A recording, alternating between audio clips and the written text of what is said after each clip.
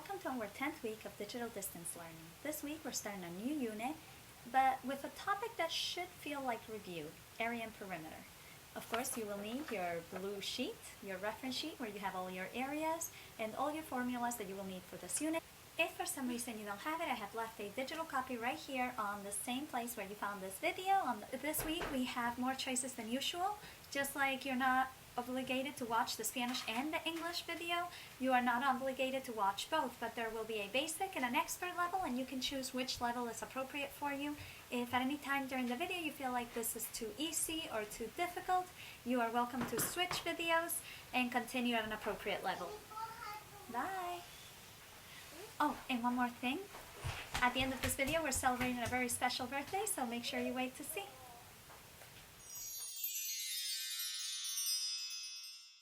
In this example, we see a square with 4 right angles, 90 degrees each, and 5 congruent sides of 5 units each. To find the perimeter, we are going to add 5 plus 5 plus 5 plus 5, which is 20 units, or we could also say 5 times 4, which would give us, of course, the same answer. Now, in order to find the area, I need to look at my reference sheet, and I can see that the area of a square is A equals S squared, with S meaning side. Therefore, I am going to write A equals 5 square, and I know 5 square is 5 times 5, which is 25 square units. Now that I have multiplied my length times width, or my side times side, I have completed my problem.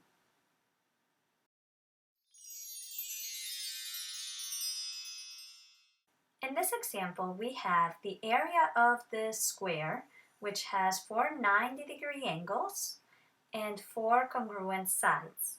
The area is 16 meters squared. What I do not know is how long is each side. But we can use the formula for the area of a square, A equals S squared, to find the missing side. I know the area, A, is 16, and that equals S squared. The opposite of a square is the square root. I am going to cancel the square on the right, and I am left with the square root of 16 is equal to 4. Therefore, the side is 4 meters.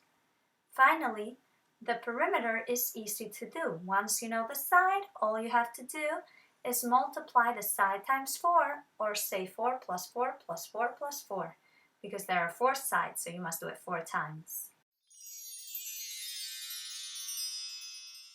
In this rectangle, we see the length is 2 and the width is 5. You could also say the width is 5 and the length is 2. In order to find the perimeter, I must take into account the opposite sides are congruent. So 5 on top and 2 on the right. 2 plus 5 plus 2 plus 5 is equal to 14 units. For the area, I must multiply the length times width. Notice this is a rectangle because it has 4 right angles, and that is the definition of a rectangle. The squares we have been using are also a special type of rectangle. Now that we know we are looking at a rectangle, we use the formula area equals length times width. I am going to put the length as 2 and the width as 5, but if you do it the other way around, that is okay, because 2 times 5 is 10 square units, or 5 times 2 is also 10 square units. Now we see L is length, W is width, and when I multiply the 2 together, I get my area for a rectangle. This also works for squares, since squares are a special type of rectangle with all congruent sides. For this rectangle, I am not given the width, but I am given the length, which is 6 inches, and the area, which is 12 square inches. I am also told it's a rectangle, so I know it has 4 right angles, because that is the definition of a rectangle, and I also know that the opposite sides are congruent, such as the bottom and the top are both 6. In order to find the width, I am going to use the formula area equals length times width, where area is 12, length is 6, and W is unknown. In order to solve this, I divide 6 on both sides, and I am left with W is equal to 2, in this case 2 inches. Notice the L is length and the width is referred to as W. Now my width is 2 inches and I am ready to solve for my perimeter. My perimeter requires me to add all 4 sides. So 2 plus 6 plus 2 plus 6. Let's see, 2 plus 6 is 8 and 2 plus 6 is 8. 8 plus 8 is 16 inches.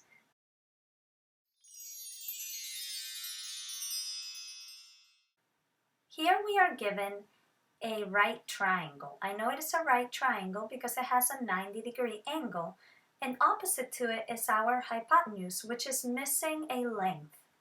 In order to find the perimeter, we are going to need to find out that length, and of course we are going to use the Pythagorean theorem, which is on our reference sheet as well. For the Pythagorean theorem, A is 4 and B is 3, or the other way around, you could say A is 3 and B is 4. 4 squared plus 3 squared equals c squared. 4 squared is 16, 3 squared is 9, and c squared comes down. Now I have 25, 16 plus 9, 25, is equal to c squared. The opposite of a square is a square root. So when I take the square root of 25, I am left with 5 units. Notice the square root of 25 is also negative 5, but we cannot have negative units, so we only take the positive values. Onto the perimeter, we can say 4 plus 3 plus 5, now that we have all 3 sides of our triangle. 4 plus 3 is 7, and 7 plus 5 is 12. Our perimeter is therefore 12 units. And for the area, we are going to have to look at our formula sheet one more time. The area of a triangle is area is equal to 1/2 base times height. The area is equal to 1/2 the base, which is 3, and the height, which is 4. They must be at a 90-degree angle from each other. You do not want a height that is inclined, that is not straight up. So let's replace our numbers. The base is 3, the height is 4. And let's multiply 3 times 4 to get 12. Now we have to figure out 1/2 of 12, which is 6, or we could also say 12 divided by 2 is 6. If it were 1/3, you would say 12 divided by 3. Now our final answer is 6 square units. In this example, we are given all 3 sides of a triangle, but we are not given the height, which has to be at a 90-degree angle with the ground. However, with the information that the area is 12 square feet, I am able to look at my reference sheet, copy the formula, and replace A in area with 12. I'm also going to replace B, my base, with 6. And I am ready to begin solving. 12 is equal to 1/2 of 6, which is 3, or 6 divided by 2, which is 3, and I bring down the h. In order to leave the h by itself, I divide by 3 on both sides, and 12 divided by 3 is equal to 4. Therefore, my height is 4 feet.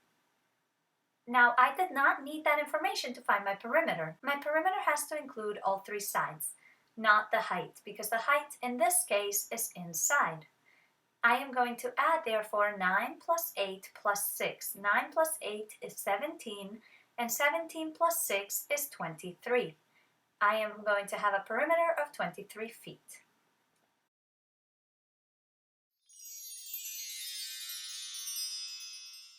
Composite figures are figures that are made up of multiple parts. Here we see a green square that has 4 congruent sides of 5 units each. We also see a red triangle that is an isosceles triangle because 2 of its sides are congruent. Finally, we have a rectangle with an unknown height, but we can use the 5 from the square and the 2 height from the triangle to discover the total height of this chimney to be 7. Now, we also know that the width is 1, and it should be the same on top and on the bottom. Now we can find the perimeter using what we have just discovered. I am going to erase my area just to have a little bit of space to add up all the sides. 7 plus 1 plus 5 plus 5 again plus 3 plus 3. Now that height counts on this side of the chimney plus 2 plus 1. Notice 7 plus 3 is equal to 10, 5 plus 5 is also 10, which gives me 20, and 1 plus 3 plus 2 plus 1 is 7. So my perimeter is a total of 27 units. Now to calculate the area, I must calculate the area of each individual figure and then add them together.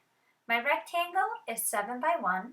I am going to draw my triangle, which has a base of 5 and a height of 2. It is really important to include the height because we would need it for our formula.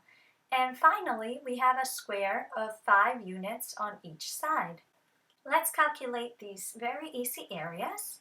The area of a rectangle has the formula of A equals L times W, length times width, with my length being 7 and my width being 1. You can also say the length is 1 and the width is 7. The final answer should still be 7 square units. For the triangle, I need to find my base and I need to find my height, because my formula is area is equal to 1/2 of base times height. 1/2 of 5 times 2. I know 5 times 2 is 10, so I write 1/2 of 10, and 1/2 of 10, or 10 divided by 2, is equal to 5, so I have 5 square units. Finally, for the square, I have A equals S squared, with S meaning my side is 5, and 5 squared is 25. Finally, I add all three, 7 plus 5 plus 25, to find the area of my composite figure to be 37 square units.